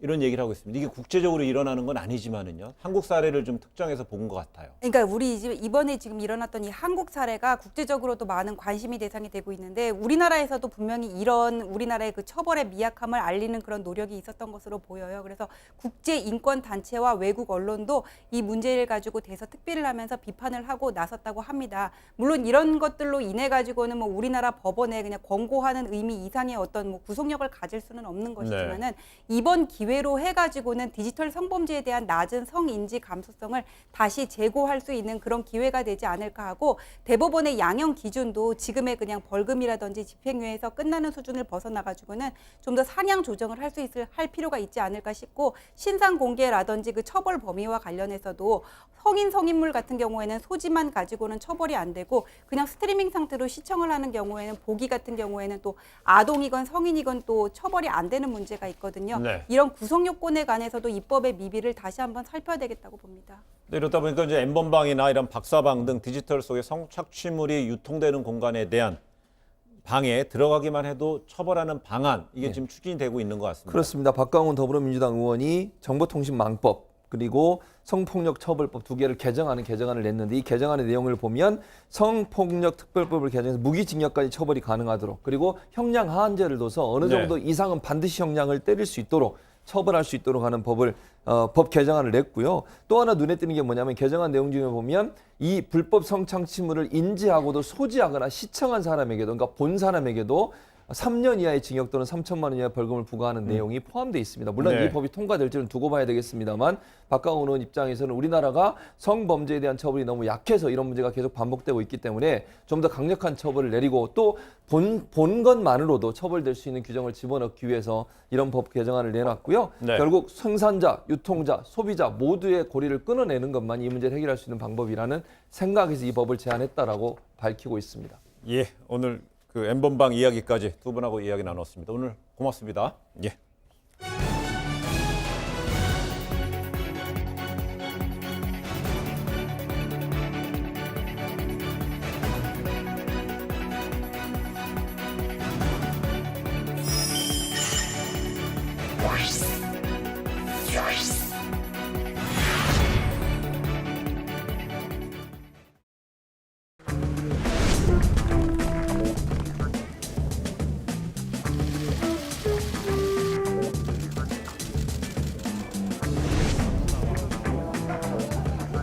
남원 시민과 전북 도민들은 나라가 어려움에 처할 때마다 늘 앞장서서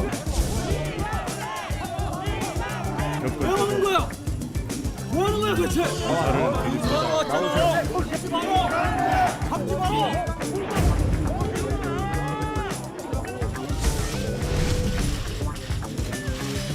못 살겠다 갈아보자. 이게 민심입니다. 정부 여당의 무능과 부도덕함은 이미 국민 마음속에서 심판이 끝나 있습니다. 가급적이면 하여튼 서동을 왔다 갔다 하면서 이렇게 하고 있고요. 서쪽은 많이 다니셔야 되고요. 예.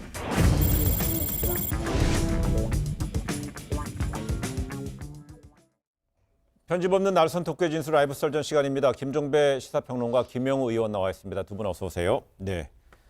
문재인 대통령 오늘 3차 비상경제회의를 주재했습니다. 이 자리에서 그 4인 가구 기준 100만 원의 긴급 재난 지원금을 지급하기로 결정했는데 관련된 발언 잠시 들어보겠습니다. 지자체와 협력하여 중산층을 포함한 소득 하위 70% 가구에 대해 4인 가구를 기준으로 가구당 100만 원의 긴급 재난 지원금을 지급하기로 결정했습니다. 이 결정은 쉽지 않은 결정이어서 많은 회의와 토론을 거쳤습니다. 코로나19로 인해 모든 국민이 고통받았고 모든 국민이 함께 방역에 참여했습니다. 모든 국민이 고통과 노력에 대해 보상받을 자격이 있습니다. 경제적으로 좀 더 견딜 수 있는 분들은 보다 소득이 적은 분들을 위해 널리 이해하고 양보해 주실 것을 당부드립니다. 긴급재난지원금은 신속한 지급이 무엇보다 중요하므로 신속하게 2차 추경안을 제출하고 총선 직후 4월 중으로 국회에서 처리되도록 할 계획입니다. 네, 그동안의 논의가 무성했었죠. 그 재난 기본소득이라는 이제 용어에서부터 시작해서 결국은 긴급 재난 지원금이라는 이제 이름으로 결정이 됐습니다. 어떤 의미로 봐야 될까요? 그 정부가 그 좀 결단을 내린 것 같아요. 그러니까 좀 그 처음으로 돌아가서 보면 기획재정부 같은 경우는 난색을 표했다가 그다음에 그 어제 그제 나왔던 이야기는 처음 그러면 소득 하위 50%에 한해서 주자 네. 이렇게 주장을 했다가 결국은 75%로 결정이 됐다라고 하는 것은 문재인 대통령이 아마 정치적 결단이 여기는 아마 좀 그러니까 작용을 했던 것 같고요. 그렇지 않고서는 이런 결정이 좀 내려질 수 없었던 것 같아요. 여당이 이제 주장했던 바가 일단은 좀 수용이 된 것이다 이렇게 네. 봐야 되고. 뭐 늦었지만 저렇게라도 결정을 한 것은 지금 뭐 돌아가는 상황에 비춰볼 때는 좀 가뭄의 단비 같은 그런 고민, 그러니까 그런 지원금은 될 수 있겠다 이런 생각을 좀 합니다. 네. 소득 하위 70% 아닙니까? 70. 네, 70%. 75%라고 말씀하셔서 70%. 정부가 고민을 했겠죠. 그런데 제 생각에는 좀 어설픈 포퓰리즘이다. 이런 생각을 지울 수가 없어요. 왜냐하면은 어려운 때니까 이제 정부는 돈을 풀어야 되죠. 하지만 어떤 돈을 누구에게 어떻게 푸는가가 정책인 것이죠. 그런데 여기 보면은 소득 하위 70% 이것은 이제 2,100만 가구 중에 1,400만 가구 정도 속합니다. 네. 그런데 이 어려운 때는 정말 어려운 사람들이 더 어려운 것이기 때문에 이 전체 가구의 70% 이렇게 돈을 어떻게 보면은 용돈 나눠주듯이 나눠주기보다는 제 생각으로는 소득 하위 20%에서 30% 그런 그 어려운 가구에게 500만 원이 됐든 1000만 원이 됐든 그렇게 지원해 주는 것이야말로 위기 상황에서 어려운 국민들을 돕는 것이다. 저는 이런 생각을 합니다. 네. 저는 제가 볼 때는 좀 어설퍼요. 그래서 지금 이제 주요 OECD 주요국들이 이제 하나둘씩 속속 이런 식으로 이제 재난지원금을 이제 지급하는데 우리보다 규모가 뭐 상상외로 크죠. 2,000조인가요? 뭐 그래서 상당한 상황이고요. 독일에서는 뭐 적자 재정에 대해서는 전혀 생각지 않는 독일에서도 어마어마한 GDP의 20% 이상을 투입한다는 상황인데요. 예, 지금 뭐 예를 들어서 이제 그런 숫자하고 비교해서 보면 지금 정부의 오늘 발표는 정말로 세 발의 피 정도밖에 안 되는 것이죠. 그러니까 풀 때 차라리 확 풀어가지고, 그러니까 그 다 잡는 게 좋은데 저렇게 찔끔해가지고 개도 구럭도 놓칠 수 있지 않느냐라고는 우려는 나올 수 있을 것 같아요. 근데 그럼에도 불구하고 제가 조금 전에 용단, 결단이라고 하는 표현을 썼던 것은 나라 곳간을 지금 관리하고 있는 기획재정부의 그동안의 어떤 태도나 여러 가지 어떤 재정 문제를 계속 그러니까 제기를 해왔던 것에 비해서는 정부 안에서 어떤 설득 구조 자체도 사실은 이렇게 시간이 오래 걸렸다는 이야기가 되는 거니까 여기 있어서는 오히려 미국이나 독일보다도 지금 정책 당국자 간의 어떤 그 상황에 대한 어떤 인식의 공통 분모, 그다음에 어떤 재정을 어떻게 운용할 것인가에 대한 가장 기본적인 철학, 이 부분에서 상당한 차이가 있다고도 볼 수가 있는 거죠. 예. 근데 이제 사실 지금 여당 입장에서는 지금 그 경제 관료들을 굉장히 압박을 많이 했잖아요. 압박을 많이 했습니다. 이번의 경우에도 사실 당정청 회의를 했습니다마는 당과 그다음에 정부에는 처음에는 이견이 좀 있었거든요. 아까 말씀하신 대로 이런 상황에서 과연 우리가 제한된 국고를 가지고 이것을 뿌려대듯이 뿌리는 것은 좋은 정책이 아니라고 보는 거죠. 저는 물론 이제 선진국 같은 경우에 이제 미국이 됐든 영국이 됐든 독일이 됐든 많은 지금 이제 국고를 풀고는 있습니다. 그럼에도 불구하고 우리 정부는 또 우리 정부니까요. 이 상황에서 이 포퓰리즘으로 가면 안 되고 수혜 계층 숫자만 지금 계속해서 좀 늘린다는 느낌이 들어요. 근데 이게 이제 총선을 앞두고 너무 그 선거를 의식한 수혜 대상 층의 숫자만 늘리는 거 아니냐 이런 생각이 들어요. 그래서 어려운 사람에게 더 많이 풀면 안 될까요? 그래요. 그래서 500이든 600이든. 조금 전에 이제 얘기하셨던 게 이제 하위 이제 20% 30% 선을 이야기했는데요. 김종인 전 비대위 대표 이번에 이제 위원장이죠. 위원장 이번에 이제 미래통합당의 총괄 선대위원장 같은 경우는요. 기존에 올해 잡혀있는 예산 총 512조 원 가운데 20%는 100조 원 규모의 재원을 확보하자. 그러면서 했는 이야기가 기존에 있는 예산의 20%를 절약하자고 그랬어요. 그렇다면 이게 뭡니까? 그럼 기존에 있는 예산의 20%는 약간 좀 헐렁헐렁하게 짜여진 예산이라는 겁니까? 이게 무슨 의미입니까? 그러니까 이제 그 항목을 그러니까 전용을 하거나 이러저런 이야기가 되는 건데 그게 어디까지 가능한지는 저도 참 잘 모르겠어요. 구체적인 보관은 아직은 내놓은 바가 없기 때문에 다만 어떤 뭐 대통령의 긴급재정 명령권이나 이런 거 발동 이야기를 좀 다시 하고 있던데요. 구체적인 내용은 일단 본인이 이야기를 해야 할 수 있는 부분인 것 같고 아까 조금 전에 말씀하셨던 부분에서 하나만 말씀드리면 이런 거예요. 그러니까 소득 하위 20-30% 그러니까 상대적으로 가장 어려운 계층인데 이들이 이제 우리가 흔히 이야기하는 기초생활수급자나 차상위 계층인데요. 자, 제가 하나만 예를 들면 이런 거예요. 엊그제 대구에서 한 그 식당 주인이 그 아주 극단적인 선택을 시도를 했었어요. 그러니까 분신을 시도했다고 물론 지나가는 분이 만류를 해가지고 다행스럽게 극단적인 결과까지는 나오질 않았는데 이분이 식당을 운영하던 분이에요. 근데 코로나19에 직격탄을 맞아가지고 몇 달간 매출이 급감하고 월세를 못 내가지고 너무나 힘들어서 그러니까 뭐 공과금도 못 내고 이러니까 했는데 자 그러면 우리가 여기서 한번 추정을 해보죠. 그분이 과연 기초생활수급자는 둘째치고 차상위 계층이었을까? 제가 볼 때는 아닐 가능성이 훨씬 더 높다고 봐요. 왜 그러냐면 일단 그러니까 식당을 운영하는 정도로까지 대구에서 시내에서 이런 상황이었다라고 한다면 그렇지 않았을 가능성이 더 높은데 오히려 치명타를 맞는 분들은 차상위 계층 위에 있는 분들 차라리 차상위 계층까지는 기존의 복지 어떤 그 전달 체계에 그러니까 들어와 있기 때문에 오히려 물론 그 절대적인 생활의 수준이라고는 낮겠지만 오히려 그러니까 받는 타격의 정도는 상황적 특수성은 덜할 수 있어요. 문제는 기존의 복지 어떤 전달 체계에 들어와 있지 않은 그 위의 부분들. 근데 가장 흔들리는 층.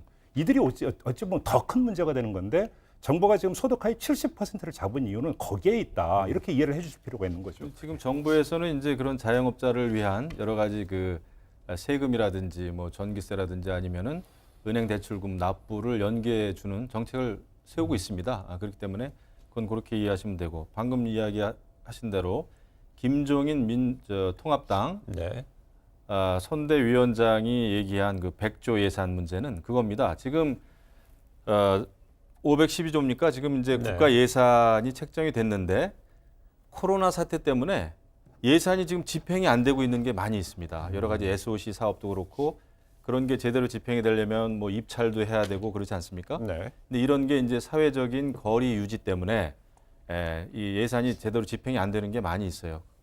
이런 상황에서 코로나에 맞게끔 올해 예산을 재편성, 구조조정하자 이겁니다. 근데 제가 볼 때는 굉장히 그 설득력이 있고요. 지금 우리가 그렇다면 이제 그런 분들이 있죠. 지금 이제 민주당에서도 반박이 나왔던데 이인영 원내대표가 그러면 교육 예산을 줄일 것인지 무슨 국방 예산을 줄일 것인지 복지 예산을 줄일 것인지 어떻게 할 거냐 이렇게 반박을 했더라고요. 근데 제가 볼 때는 허점이 굉장히 많이 있어요. 이번에 사실 총선을 의식해서인지 몰라도 여당이 굉장히 또 정부가 SOC 예산 모든 지역에 있어서 SOC 예산을 엄청나게 많이 편성을 했었습니다. 이런 예산은 지금대로 그냥 놔두면 나중에 다 불용액됩니다. 불용 처리가 돼요. 그것도 불법이에요, 사실은. 상황이 이렇다고 했을 때는 오히려 이 예산을 쓰지 못한 예산을 코로나 사태에 맞는 코로나 예산으로 돌려가지고 구조조정하자. 저는 이건 굉장히 나름대로 김종인 위원장의 그 해안에서 나왔다. 알겠습니다. 그 말씀만 보탤게요. 그러니까 짧게 요구는 좀 저는 짧게 그 넘어갈게요. 취지에 대해서 반대를 안 그러니까 반대를 안 하겠습니다. 뭐냐면 가용할 수 있는 거는 다 끌어모아야 된다라고 하는 게 가장 기본 취지여야 된다고 생각하기 때문에 거기는 반대를 안 하는데 김종인 위원장이 했던 20%라고 하는 게 얼마나 그러니까 큰 숫자인지 하나만 말씀을 드리면 전체 나라 살림 국가 예산 중에서 경직성 경비가 몇 퍼센트 정도 차지하는지 혹시 들으셨어요? 제가 듣기로는 한 거의 80%가 된대요. 다시 말해서 매년 새해 예산안을 짜는데 짜고 말고 할 것도 없는 다시 말해서 인건비 나가고 뭐하는 경직성 손도 못 대는 게 거의 국가 예산의 80%라고 들었는데 그러면 그때 상황에 따라서 탄력적으로 운영할 수 있는 게 20%인데 그걸 전부 다 돌리자는 얘기예요. 이게 현실적으로 가능한 이야기인가? 그래요. 요것만 한번 반문 던지겠습니다. 알겠습니다. 여기까지 듣겠습니다. 네, 이런가 하면 하나만 좀 소개해드리고 다른 주제 넘어가게 되면요. 심상정 정의당 대표는 어제죠. 전 국민에게 100만 원 재난기본소득 지급하는 것을 대통령이 결단해 주길 바란다 이렇게 얘기했고요. 그러면서 코로나19 사태에 따른 고용 불안 문제와 관련해서 해고 없는 기업에 지원 원칙을 확립해 주길 바란다 이런 이야기도 있었습니다. 여기 잠깐 소개해 드리고요. 네, 총선 16일 앞두고 각 당들 본격적인 선거전에 돌입했습니다. 더불어민주당, 미래통합당 모두 원내 일당 목표를 하고 있는데 그런데 각 당의 목표한 의석수에 대한 이야기도 좀 각 당의 주요 관계자로부터 좀 이야기가 나오고 있는데요. 다 원내 일당을 노리고 있다고 그러는데요. 제가 볼 때는 다 모험 한 의원 정수가 한 400석으로 늘어나야 될 것 같더라고요. 그러니까 여기에는 딱 교집합이 있는데 요만큼 덜어내야 된다는 이야기인데 여기에는 사실은 정치권에서는 이 타이밍에서 항상 판세 얘기할 때 절묘한 줄타기.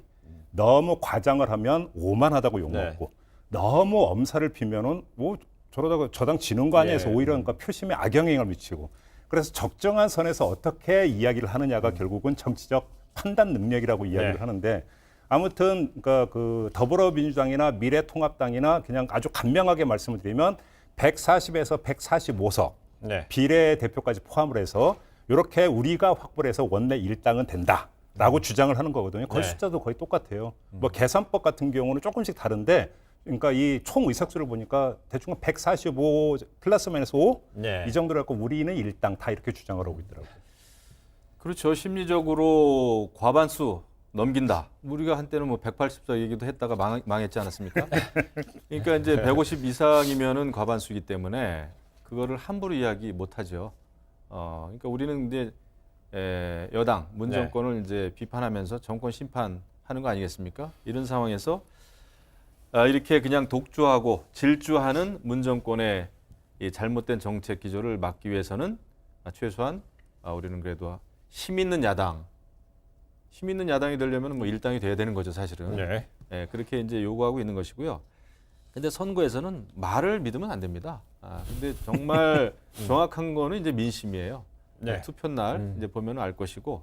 그래서 이제 여당이든 야당이든 지금 이제 그런 그 유권자들의 심리를 알다 보니까 상당히 절제하는 가운데도 또 이제 당당한 모습을 또 보여야 되니까 그런 목표치가 나오는 것 같습니다. 예만 들어서 수도권 같은 경우 그 더불어민주당은 이근영 전략기획위원장은 지난 4년 전 선거보다 5 내지 10석을 더 얻을 거다. 이렇게 이야기를 하고 있고 박형준 미래통합당 공동선대위원장도 한 최대 한 15석 정도는 더 얻을 수 있다. 수도권에서. 이렇게 이야기를 하고 있거든요. 그래서 결국은 뭔가 항상 나오는 이야기는 총선 때문에 뭐 승부처는 수도권이라고 하는데 결국은 수도권에서 그러니까 서로가 10석에서 15석을 더 얻는다고 하니까 이게 도대체 어느 지역을 얘기하는지 결국은 수도권에서 10석에서 15석을 이기는 팀이 이기겠네요. 바로 그거죠. 그렇죠. 그럼 그렇기 때문에 편차가 한 30석이 벌어지네요. 그러니까요. 그럼 알겠습니다. 이런 건데 더불어민주당의 이낙연 공동선대위원장이 어제 첫 지원 유세로 호남을 찾았는데요. 지난 20대 때 국민의당한테 뭐 빼앗겼던 많은 의석을 한번 호남을 탈환하게 다시 찾겠다 이런 어떤 움직임으로 봐야 될까요? 당연히 그렇다고 봐야 되는데요. 사실 이낙연 후보 입장에서는 호남행이 상당히 조심스러울 수가 있어요. 왜 그러냐면 너무 빠르게 움직이고 너무 진하게 움직이면 또 호남 후보라고는 갇힐 수도 있는 부분이기 때문에 왜 이렇게 아직 공식 선거운동이 시작이 되지도 않은 이 타이밍에 호남을 찾았을까? 사실은 그러니까 초점은 여기에 맞춰져야 될 것 같은데 제가 볼 때는 초장에 뭔가 교통정리가 필요했다라고 판단을 했던 것 같아요. 그러니까 몇 가지 이야기가 이미 보도를 담은 바가 있는데 호남 지역에서 이제 경쟁 구도에 있는 민생당 소속 의원이나 아니면 무소속으로 출마하고 있는 현역 의원들이 어떻게 하고 있냐면 이낙연 후보하고 사진을 찍은 것을 그러니까 이제 그 선거사무소 이제 있는 빌딩에 대형 현수막으로 걸어서 걸른다든지 아니면 어떤 그 후보 홈페이지에 이제 그 사진을 올린다든지 이런 현상이 나타나고 있다라고 하는 것이고 그다음에 더불어민주당의 색깔이 이제 보통 파란 것을 기본 색깔 아니겠습니까? 그래서 홈페이지 그 대문 색깔도 파란색, 점퍼도 파란색 이렇게 하면서 소속당이 어딘지를 헷갈리게 만들고 심지어 무소속으로 출마한 일부 현역 의원들 같은 경우는 내가 당선되면 나는 민주당으로 복당할 것이다. 유권자한테 이렇게 이야기를 하고 있으니까 뭐냐면 저분들은 우리하고 달라요. 라고 민주당 입장에서 확실하게 선을 그을 필요가 있는 거고 또 여기에 현역, 그러니까 호남 안에서 이른바 이낙연 파리가 일정하게 나타나고 있기 때문에 당사자가 가서 한번 정리를 하는 게 호남 민심 정리하는 데 필요하다. 아마 이런 판단을 했던 것 같아요. 저는 그런 생각도 좀 해봤습니다. 이낙연 위원장이 총선 선대위원장으로서 가기도 했지만 또 차기 대권 주자 아닙니까? 대권 주자로서의 면모도 좀 보이고 싶었던 것 같아요. 그리고 여러 이제 또 지역의 후보들은 말씀하신 대로 이낙연 후보와 이낙연 위원장과 이제 사진을 찍음으로 해가지고 이제 밀어달라. 그러면은 총선 대선까지도 연결될 수 있다라는 이미지를 보여준 것 같은데 네. 근데 또 여기서 이제 많은 국민들이 의아해하시는 게 아니라 염려하는 건 그겁니다.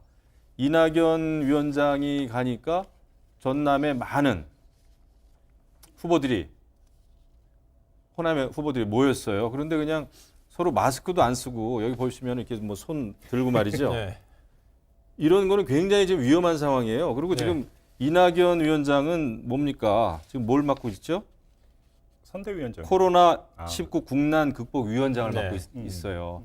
이런 상황에서 또 시장에 모였을 때 사람들 막 넘어지고 막 쓰러지고 막 이랬단 말이에요. 네. 마스크도 안 쓰고 선거도 좋지만 지금 국민들에게는 사회적 거리 두기를 그렇게 강조하면서 정작 선거 유세를 이렇게 질서 없게 하면 이게 지금 각 지역에서 모인 후보들이 필승한다고 하면서 이게 만세를 손을 잡고 하는 거 굉장히 위험한 거예요. 근데 이런 거는 굉장히 국민들에게 보여주는 저는 위험 신호라고 봅니다. 뭐 그 말씀 저 더 안 달고요. 이건 여당이든 야당이든 사회적 안 돼. 거리두기의 중요성을 강조한 발언을 그냥 이해를 하고 미래통합당 어떻게 하는지 보겠습니다. 그러니까 그래요. 조심해야 돼요. 여든 야든. 마스크- 나 이거 충격받았어요. 이거. 마스크 쓰는지 꼭 볼게요. 그래요. 알겠습니다. 충격받았어요. 그리고 이제 이낙연 이제 뭐 그 선대위원장은 호남을 찾았었고요. 김종인 그 미래통합당의 그 선대위원장은 황교안 후보의 이제 종로 사무소를 이제 찾아서 이제 두 인물이 이제 이야기를 했는데요. 이 자리에서 뭐 이랬다고 그러잖아요. 황교안 후보는 종로구에 대해서 동쪽도 다니고 서쪽도 다닌다고 그랬더니 김종인 위원장이 서쪽을 좀 많이 다니시라 이렇게 얘기했다고 그래요. 서쪽이라는 게 소위 말해서 이제 보수 좀 약간 좀 세가 좀 강한 지역을 말하는 거겠죠? 아니, 그렇죠. 종로구 안에서는 서보 동진이라고 반대입니다. 해서 반대. 맞죠? 아니, 서보 동진은 서쪽이 그러니까 주로 그 보수세가 강하고 동쪽이 진보세가 강한 그렇죠. 이렇게 이제 종로구 안에서만 놓고 그렇게 그렇습니다. 이야기가 되죠. 종로구 뭐 구기동, 평창도 이런 쪽이요. 서쪽이니까 그 얘기를 했다고 그러는데요. 또 이러면서 하나 또 이제 눈길을 끌었던 것이요. 그 미래통합당 황교안 대표, 즉 이제 종로에서 후보지만은요. 소셜 미디어에 조금 전에 이제 우리 김영우 의원이 코로나 관련 사회적 거리두기 얘기를 했는데 교회 내 감염은 거의 없다. 글을 올렸는데 이게 글을 올렸다 내렸다 하면서 좀 그러면서 논란이 된 것 같아요. 올렸으면 올렸고 내렸으면 내렸는데 결국 다시 올린 거죠. 글쎄 저는 뭐 그걸 직접 보진 안 했는데 사실 선거 때는 종교 얘기를 안 하는 게 좋습니다. 어떤 당이든 어떤 후보든 막론하고 그것이 가져올 수 있는 여파가 이제 있기 때문에 다만 글쎄요 이걸 뭐 어떤 맥락에서 이런 글을 올렸는지 모르겠으나 뭐 조심하자는 얘기겠죠. 그리고 이제 워낙 이제 신천지 특정 종교에 대한 정부의 여러 가지 그 강력한 조치들이 좀 있었잖아요. 네.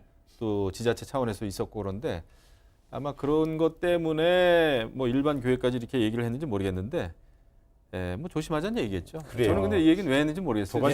두 가지 바로 나왔네요. 조금 전에 영상에 김종인 위원장 마스크 안 꼈네요. 가까이 마주 앉아 있는데. 그거는 한 사람 끼고 한 사람 안 끼는 거예요. 정확히 보시면. 알겠고 두 번째는 집단적으로 모인 거하고는 다르죠. 교회 얘기는 제가 볼 때는 정말로 황교안 대표는 당 대표이고 공동 선대위원장인데 우리가 이제 그 정치인들이 껄핏한 입만 열면 그냥 선당 후사란 말을 많이 하잖아요.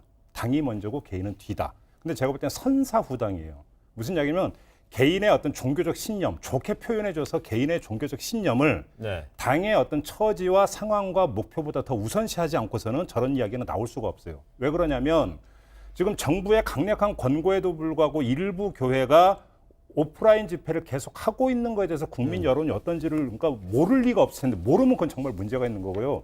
모를 리가 없을 텐데 거기에 대해서 사실상 두둔하는 듯한 발언을 하면 표심에 어떤 영향을 미칠지는 대표의 자리에 있는 분이라면 당연히 고려를 해야 되는 거 아닙니까? 그런데 정반대의 메시지를 던져버리면 그것이 당이나 지금 나가서 어떤 선거운동을 뛰고 있는 후보들한테 긍정적인 영향을 미치겠습니까? 부정적인 영향을 미치겠습니까? 그런 점에서 당에 대한 고려가 별로 없다. 그러니까 개인의 어떤 종교적 어떤 생각 이걸 너무 우선시하는 측면이 있다. 요 지적을 하지 않을 수가 없는 거죠. 그래요, 알겠습니다. 근데 이제 선거대는 이제 본격화되는 것 같습니다. 공식 선거 운동은 며칠 있다가 이제 시작이 되겠지만은요. 이제 후보 등록을 마쳤기 때문에 이제 본격적으로 그 후보들 그다음에 주요 선대위원장의 동선이 이제 언론에 보도가 되고 있는데 그동안에 불출마 선언한 이후에 발언이 없었지요. 그 미래통합당 유승민 의원이 27일부터 며칠 전부터 수도권 후보 지원 유세를 시작했는데 계파 따지지 않고 어떤 후보든 돕겠다 이렇게 얘기를 했네요. 뭐 당연히 그렇게 해야죠. 네. 지금 이제 통합당으로 보수가 통합이 되지 않았습니까? 이런 상황에서 유승민 의원이 활동을 굉장히 좀 자제해 왔어요. 네. 그런데 이제 며칠 전에 진수희 서울에 성동구의 진수희 의원, 진수희 전 의원, 네. 진수희 후보죠. 예. 현재 신분은 진수희 후보 사무실에서 가서 격려도 하고 그랬는데 유승민 의원은 말 그대로 지금은 계파를 따질 때가 아니고 본인이 가지고 있는 역량을 잘 발휘를 해야 될 겁니다. 특히 이런 상황에서 이제 지금 뭐 거리 유세가 막 있지는 않으니까 여러 가지 그 어떤 뭐 또 유승민 의원은 제가 겪어본 바에 의하면 정책적인 그 마인드가 있는 네. 훌륭한 능력이 있는 의원이니까 그런 면에서 이 총선에 좀 적극적으로 임하는 것이 굉장히 좀 중요하겠다. 특히 수도권에서는 상당히 좀 괜찮을 겁니다. 예.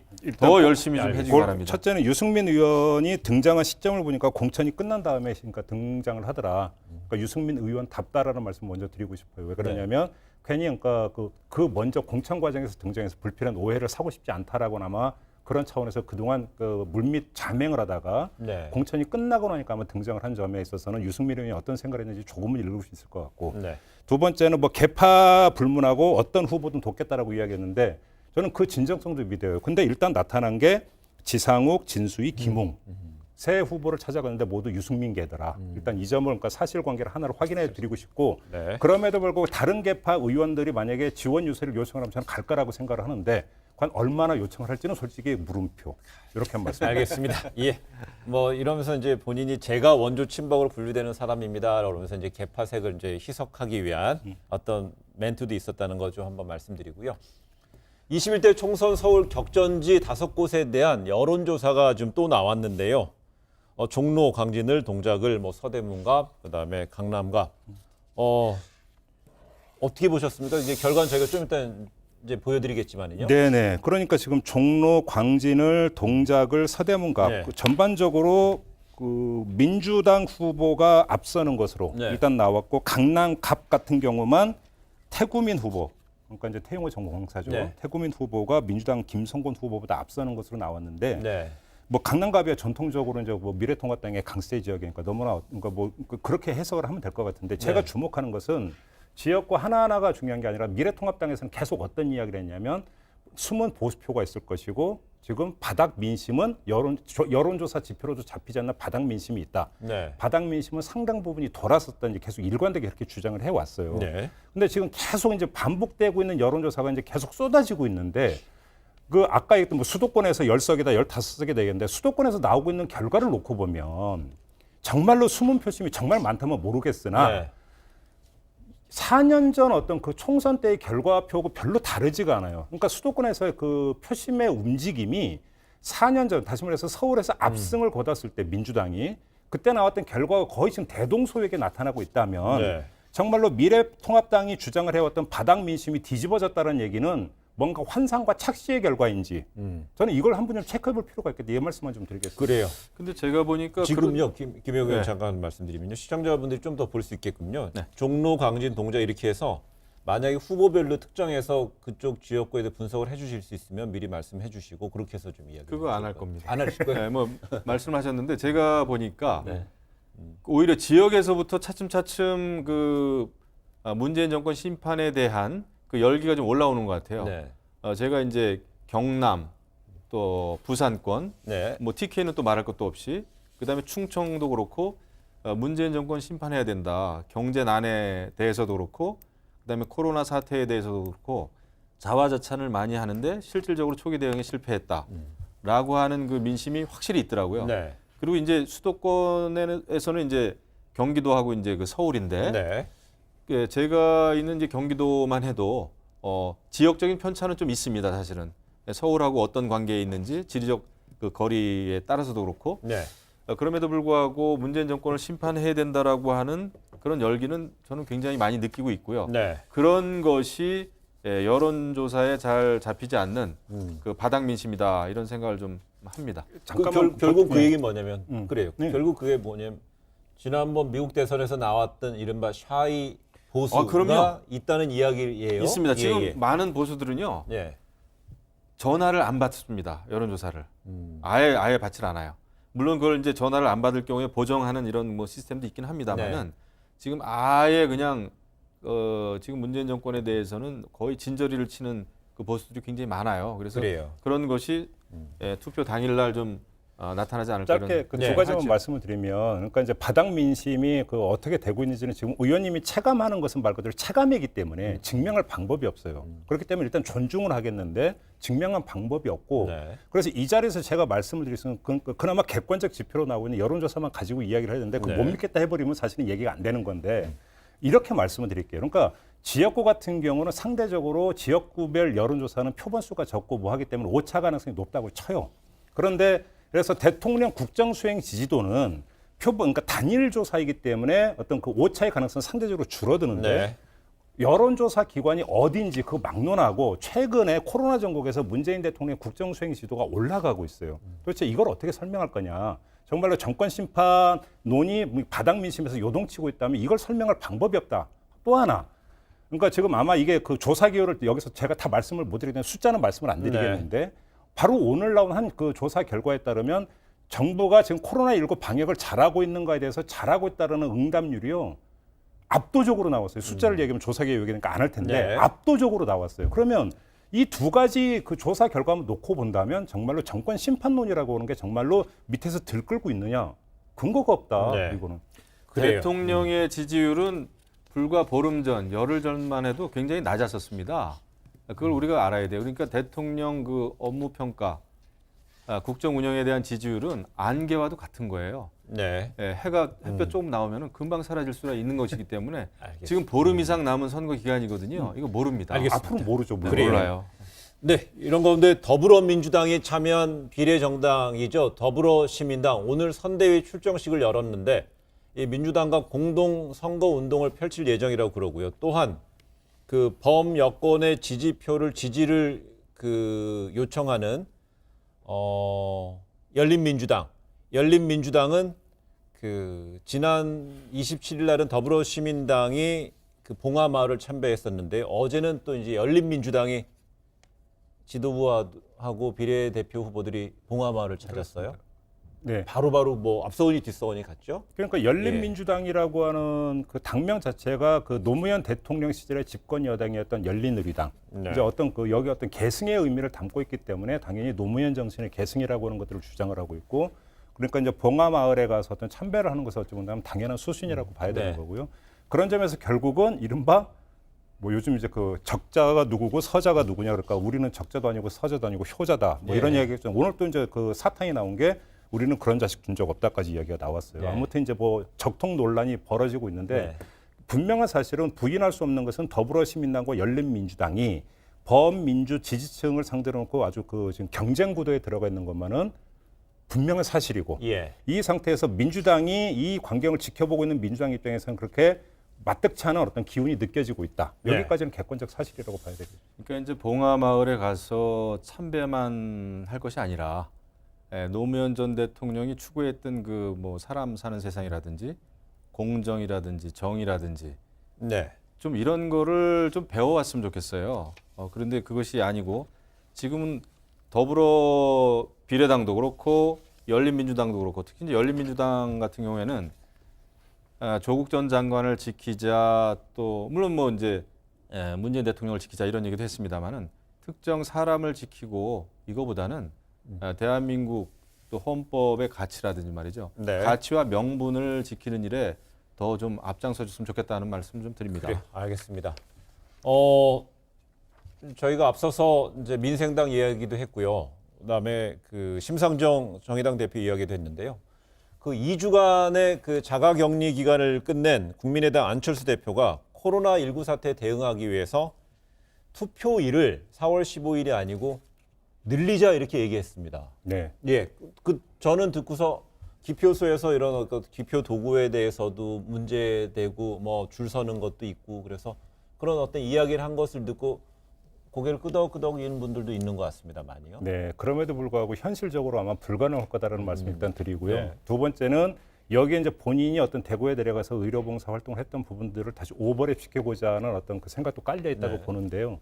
그거보다 가장 더 중요한 문제는 따로 있다고 봐요. 뭐냐면 안철수 대표 같은 경우는 결국은 부동층 공략을 지금 그러니까 선거의 핵심 전략으로 삼고 있는 건데 부동층이 그러니까 만약 투표장에 나오느냐 기권하느냐라고는 기로에 서 있다고 만약에 이렇게 그 가정을 한다면 안철수 대표 입장에서 가장 큰 관심사는 결국 투표율이거든요.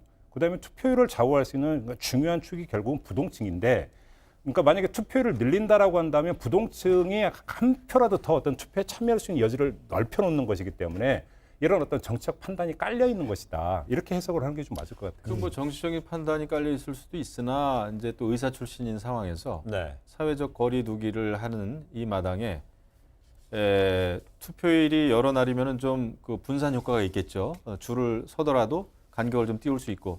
근데 이제 현실적인 어려움은 말씀하신 대로 이 투표율도 이거 법정 기일이거든요. 이것을 고치기 위한 또 법적인 그 문제가 좀 따릅니다.